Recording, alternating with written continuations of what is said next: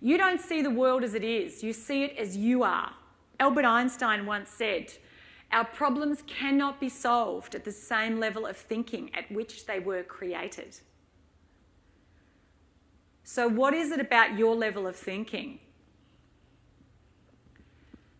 Then reframe it through a different, bigger perspective, and then choose your response.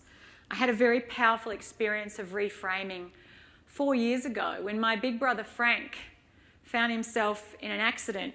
He was working in Doha in the Middle East at the time, and he went out on a Friday afternoon with a group of friends to ride motorbikes in the sand dunes outside the city there in Qatar is the country.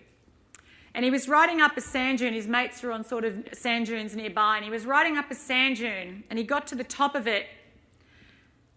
And when he got to the top, instead of it going down the other side, he started flying through the air. He looked down, and it was solid rock beneath him, about 10 metres below. And he said, he thought to himself at the time, he's an engineer, I think that's it. Life's about to be over. I'm about to die, because the reality was it was a bad situation to be in. And he hit the ground hard, and he lay there, and he thought, I think, therefore I am. Actually, he wouldn't have thought that, because Frank's not that poetic. He would have thought, oh shit, I'm alive. Good. And he would have laid there, and then he thought, okay, I can move my head. Good. Doing a self-diagnosis. Move my fingers. Good. Move my arms. Good. Legs. Okay, let's try toes. Legs. Feet.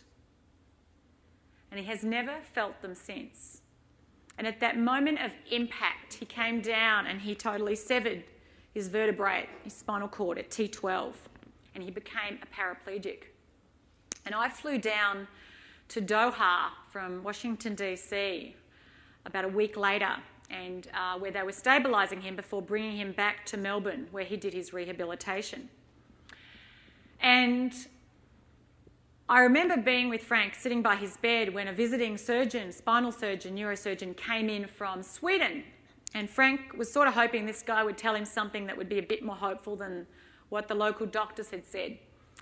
And he stood at the end of his bed, he looked at his MRI scans, and he said, Frank, it's important for me to be very honest with you, but you will not walk again.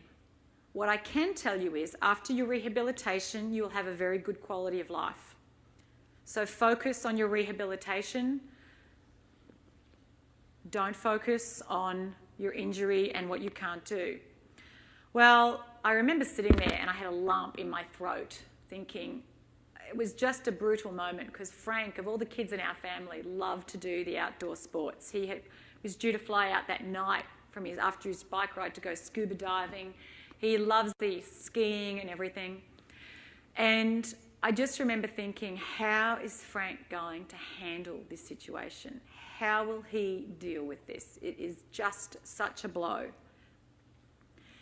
And Frank sat there for 5 or 10 minutes. He's not one prone to emotion, and he was a bit teary-eyed. And in the end, he looked at me and he said, Margie, I know that there's 1,000 things I can't do anymore, but I know that there's 2,000 I still can, and I'm going to do them all. And this photo was actually taken of Frank post his injury. Being the engineer that he is, he figured out that if he puts a sidecar on the motorbike, he could still ride it. The point is, how many of us have legs that work perfectly well,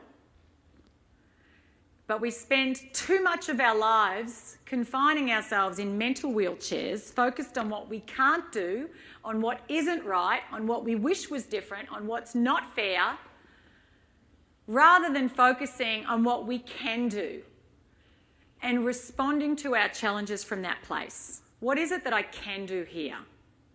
Where do I need to shift my attention from what's not working, what I don't like, to what is working, what I do like, what I do want, and what I actually can do?